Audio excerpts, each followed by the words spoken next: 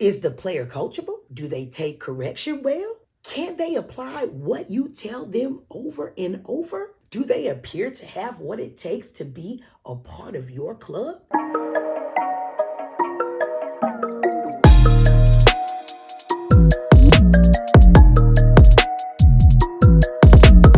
Hey, Volley Truthers, this is Coach Johns with the Volley Truth. A discussion has come up a lot as of late, and I want to touch on it just a little bit because as I scroll through the different social media platforms and stand in on different conversations with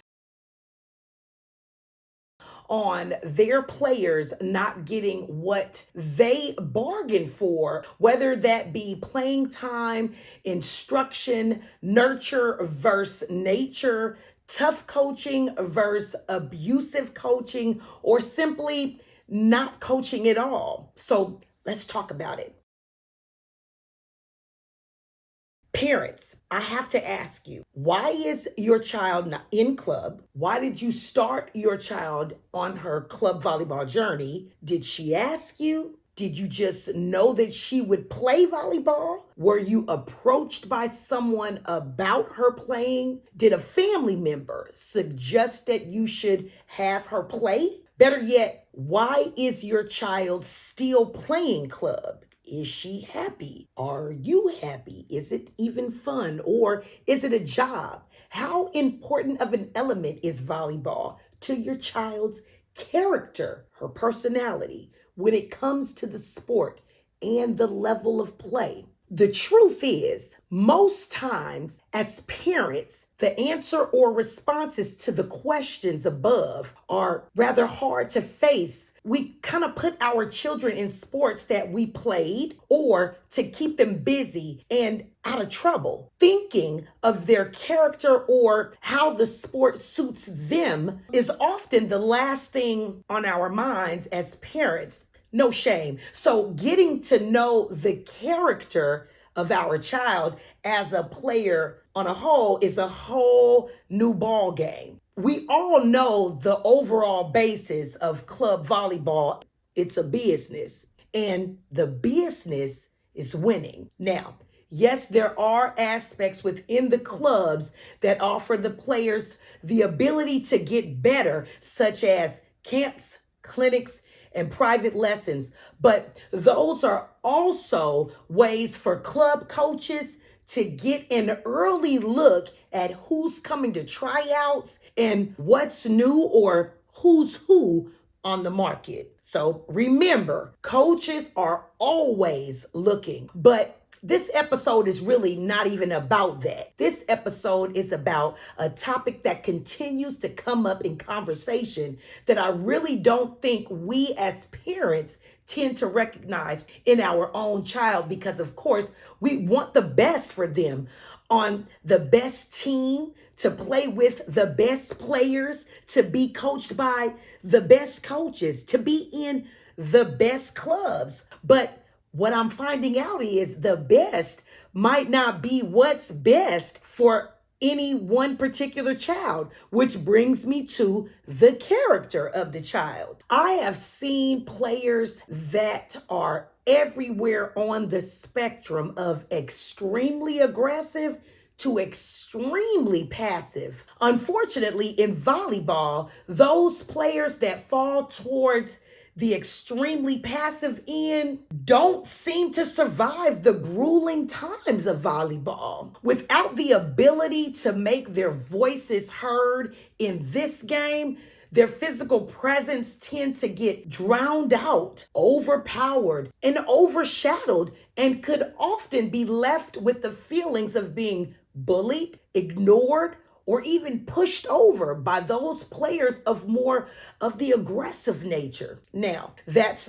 definitely not to say that there's not a place for those quiet, shy, and nice players in volleyball, because volleyball has helped plenty of players come out of their shell and make a path for themselves. But what I will say is that parents, we do have to take a step back from the circus and examine if the big top circus is for our player? Or would a smaller stage be a better, more comfortable fit? Everyone doesn't need the spotlight, the glam, and the glitz.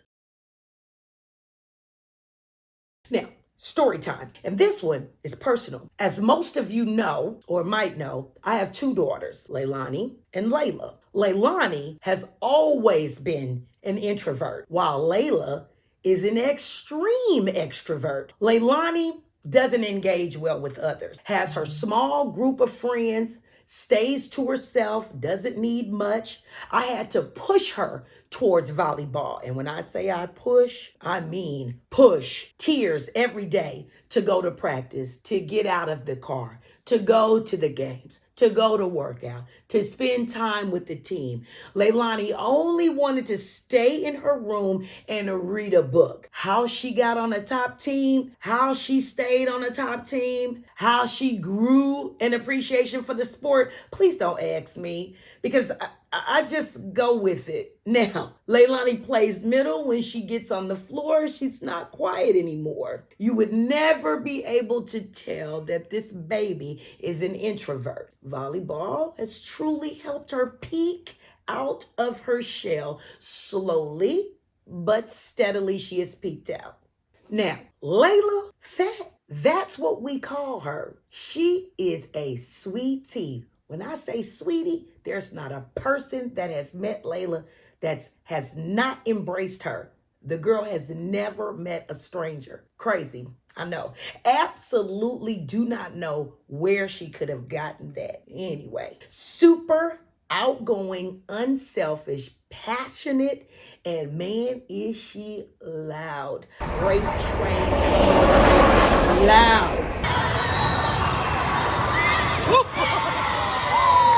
She is the setter and will bulldoze right through, over, around, and under you to get to the ball and then apologize and make sure that everyone is okay once the play is done and over. She is excited to get in the game. She is happy when her teammates want to do lessons with her and look forward to getting better. She cries when she cannot get a new concept right away and will work on that concept until she gets it right. They are both great kids and fun to watch, but two totally different players with two totally different needs, for sure. Now, what can clubs and coaches do to better the odds? Coaches, we can't know or understand the character of each and every player that walks through the club doors. That's impossible. But here's what we can do to stay transparent about who we are as a club and what we stand for. When camp and clinic season begin, please separate your camps into fun versus future travel hardcore if you have to. Then come at these future travel hardcore session players with the same intensity that you would come with while coaching your travel teams. So these players and their parents know exactly what they are in for if they are offered a spot on the travel squad. One, that eliminates, oh my God, I didn't know the coach was like that. He or she was so nice at camp. Ugh, you know how many times I have heard that about coaches. This is not a time to be their friend or to try to get them to stay or come to your club.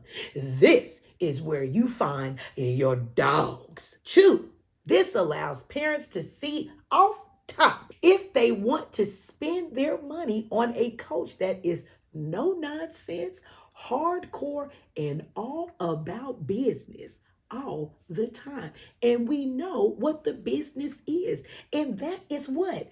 Winning. And number three, this is where you lay down the law at the end of every camp session and let them know what you are looking for in the upcoming season, in their players, in their parents, and how they need to keep grinding and fighting to get better, right? So, coaches, it is also a time for you to be observant as to how a player really is, their character. Is the player coachable? Do they take correction well? Can they apply what you tell them over and over? Do they appear to have what it takes to be a part of your club? If they don't waste your time or theirs. Volleyball is fluid, just like the ball that's bouncing when it's bouncing all around the court. That's it. The character of the player. Know it. So let me read you what I have gotten from a parent on one of the social media platforms. When do you decide to pull the plug? My daughter is active in practice. She's on point, encouraging other players. She has asked coach, what can she do to help improve her playing, etc. But in the never hardly gets in to play at tournaments, always looking defeated at the end of the tournament day. She does privates, etc. on the side. Today had players that had injuries and that has been out and that are still recovering. The coach plays the injured player over this person's daughter. The daughter got less than 3 minutes of play and played 5 matches. And the team played 5 matches that day. The coach does not really work with her daughter and just lets her be options. And then there's a question mark. Finish the season knowing that what we know and hardly any playing and trying a new club, quit and try another club next year. Bottom line, her happiness is going to win. Has anyone been in this situation before? And what have you done? It looks like a lost cause, but we paid so much money for the club and we are halfway through this season. What are your thoughts?